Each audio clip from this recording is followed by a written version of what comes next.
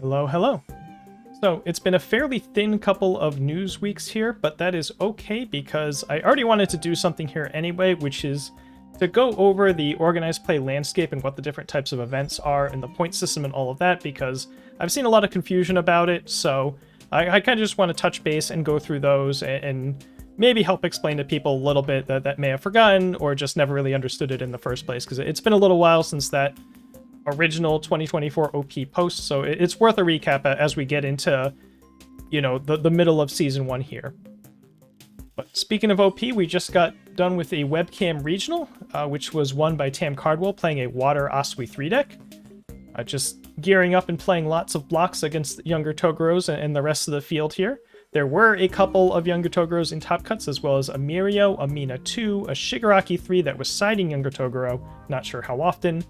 We had a Bakugo 4, as well as a Vash the Stampede appearance.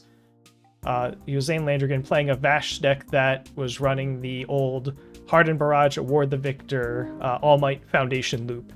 Vash is probably a better home for that than we've seen, thus far to date. So interesting to see that pop up out of the backfields, out of the forgotten throws of various points in time last year, and make a top cut with it. So with that in the past, we look forward to the major regionals as the next items on the calendar, and we finally got to see some prize promos for those, as well as a prize breakdown. So there's going to be 3 participation characters that everyone's going to get, and then for finishing top 50% top cuts, as you go up, you get more copies of these. There's a couple cards. These are My Hero Academia Chibi arts once again, a little more stylized. They get better and better with these as we go. I think most people are looking forward to seeing some other IPs on these prize promos, but one last round, in theory, of My Hero Academia cards. We've got a number 10 Pro Hero pictured above.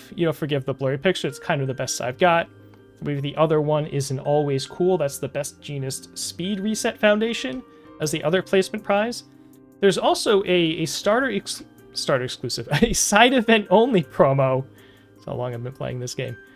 That it's going to be a Titan Cliff, and that is not a chibi art. That is kind of a screenshot of Mount Lady with the media. Certainly an improvement over the existing Titan Cliff art. I can't think anyone can deny that. But you'll only get that for participating in side events, as well as, I believe, some of the top cuts. If you get far enough in top cuts, you start getting some of those as well, just because, you're a little busy and you can't do side events, right? We've also, at least for the Las Vegas regional, seen some side events laid out. They start on Friday, and I believe the convention is also, well, I guess, of course, it would be also running on Friday, the Level Up convention. So, if you're at the con and you want to check out the con, but maybe also do some side events on Friday, you'll be able to participate in some teams. There's a Challenger Constructed. They're doing a bunch of starter deck sealed events over the course of the weekend, and then a Jetburn draft on Sunday is sort of the short description of what all the side events are. You can find the details, on Rochester CCG's posts in Facebook, the Discord. I'll try to link to the original image posts somewhere in the video description. Yeah, where I link all the things. So looking forward to that. We'll see. I don't believe we've gotten any further details on the Sheffield, or I believe it's in New Zealand for Oceania one, that are coming out, the Auckland major regionals.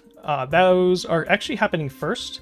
I believe those start in 4 weeks, maybe 3 weeks from this coming weekend. We'll start getting into the overseas major regionals, and then at the end of April we'll have Las Vegas.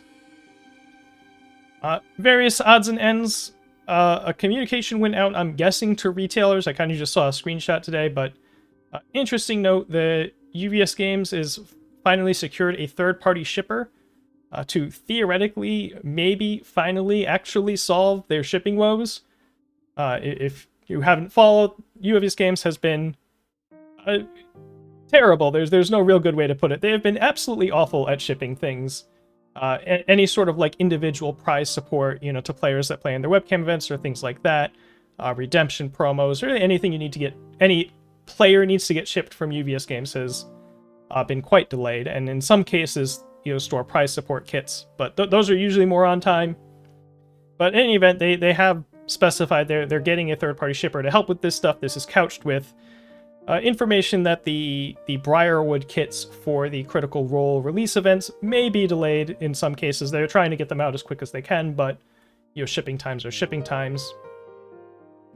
So, your store may end up putting that off by a week or something while the kit comes in, but you should still be able to hold the event. The Critical Role players, voice actors, I really don't know what they're called. The staff, the celebrities, the stars of the show. In any event, a couple of them are going to be playing the game for a YouTube video on their channel that I believe goes up on Friday. I'm not a Critical Role expert, but I'll try to find a link to wherever that's going to be and put that in the description. I kind of want to know too. And lastly, sort of the big dramatic news of the past couple weeks is that a couple players were suspended. I never really talk about those in much detail in these videos, and I'm not going to start now.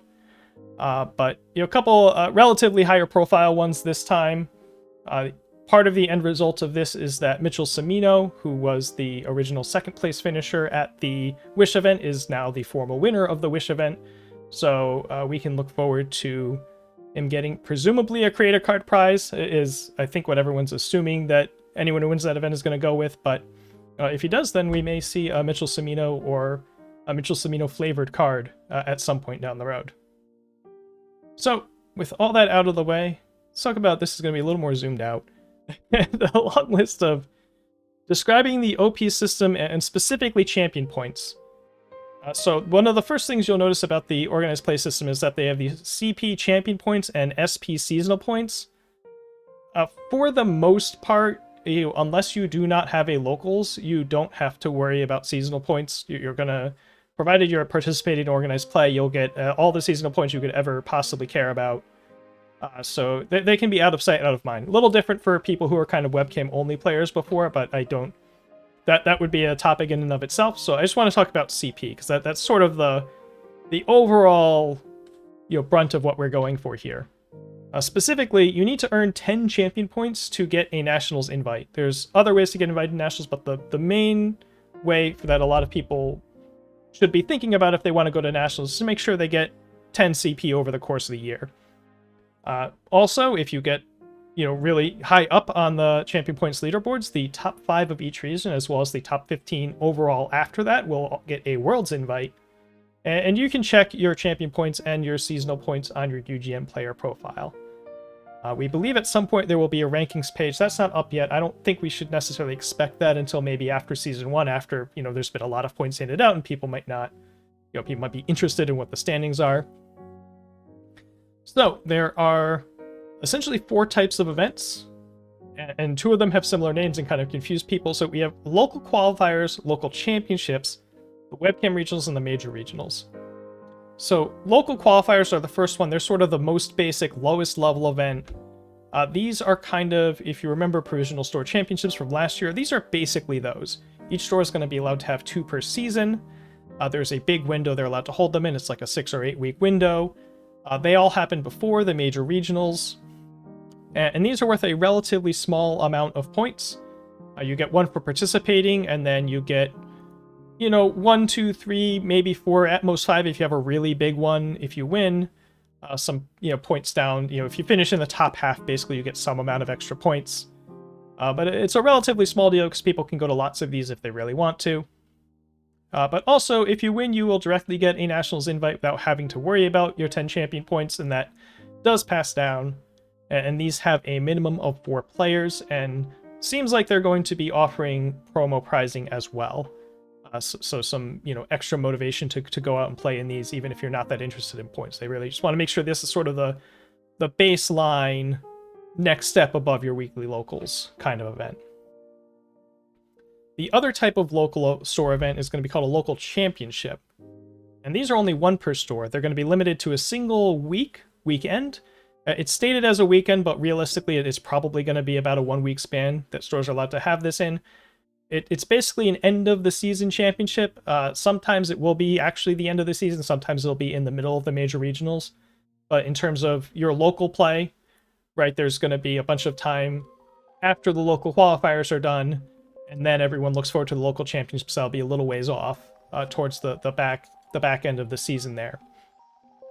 And these are a minimum of 8 players, and just award a flat 10 champ points for winning, 5 for second, 3 for top 4. Pretty cut and dry. Now, a number of stores might have trouble making it to 8 players. So, you know, if there's some stores you might travel to, there might need to be some organizing going on to try to make sure that these events get 8 players for stores that want to have them.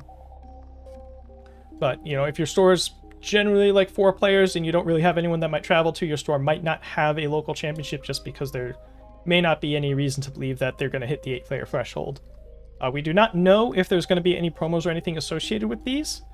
I'm guessing possibly not, but we would not necessarily have heard about them yet, because those are still a little ways down the road here. And then we have the 2 sets of regionals. One is the webcam regionals. That just happened. There's going to be one of these per season for everyone to participate in. It's going to kind of happen during the local qualifiers. You also get a participation point for these, but after that, it ranges from like 2 to 20 CP depending on how big the event is, what the placement is. You know, most people, aside from like the top 4, top 2, are going to walk away with somewhere between, you know, I think it's like 4, 5, 6, something like that if they place in, you know, top 32, top 16, that sort of range. So that's a sliding scale. There's a whole table for it. But just to give you an idea, they're roughly twice as valuable as your local championship, right? Give or take. And then lastly are the major regionals. These are the big travel events. There's going to be 1 per region per season. So that's why we have, you know, New Zealand and Sheffield, UK, and Las Vegas for season 1. These scale up as high as 45 champ points for winning if it's big enough. There's some on the scale even bigger than that, but we probably won't quite get there. But basically, actually precisely twice as valuable as a webcam regional.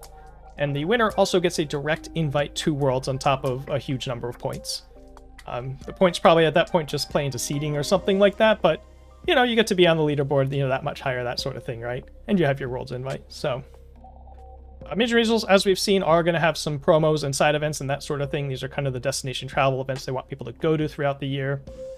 We'll see how the attendance shakes out. You know, on the one hand, you know, attendance last year, you know, compared to year 1 regionals was kind of down, but there were also more of them in a shorter time span. With only 3 of them, you'd think that attendance might be a little bit up this year, but, you know, we'll see. I think people are expecting St. Louis in the middle of the year to be the biggest one. There's a lot of people that have their sights set on that event, relative compared to the other 2 events, at least in the NA. You know, I can't speak to how Valencia, Spain is going to go, or I assume the Australia event's also probably going to be pretty big compared to the New Zealand ones. But yeah, we'll see how those go. So those are the 4 tiers of events. You know, in chronological order, it's going to be, you're going to see your local qualifiers coming up before and after a webcam regional, and that's sort of part 1 of the season. And then part 2 of the season is the major regionals and the local championships that are worth sort of the big points. And these are also seem to be timed roughly around set releases. So set first comes out, you have some events to play in that are worth something, right? That are definitely worth some points that matter. But the big events are a little bit deeper into a set's lifespan. Maybe after some snap bans or not, but mostly, you know, after you've had time to work on your decks and that sort of thing and really feel out the meta before you go into the major regionals or local championships. And so yeah, that is hopefully helpful to some people that are maybe confused about how this is arranged. I'm hoping that maybe removing the SP from this picture makes it easier to understand, because there's a bunch of little odds and ends notes about SP that go on in there, but for most people it doesn't matter, and it kind of feels, it starts to feel like you're trying to explain like Mahjong scoring rules to people when you get into that. So we're just not gonna go there here, but yeah. So let me know in the comments if, you know, this the OPS system explanation helped at all, or that sort of thing, or you know, what you're looking forward to, I guess. With these Critical Role decks are coming out this week, I believe on Thursday or Friday, and then they have a YouTube video. I know a lot of people really want to play Jester. I'd be curious to hear if there are any not gang or otherwise in the comments, and yeah, I'll see you next time. Take care.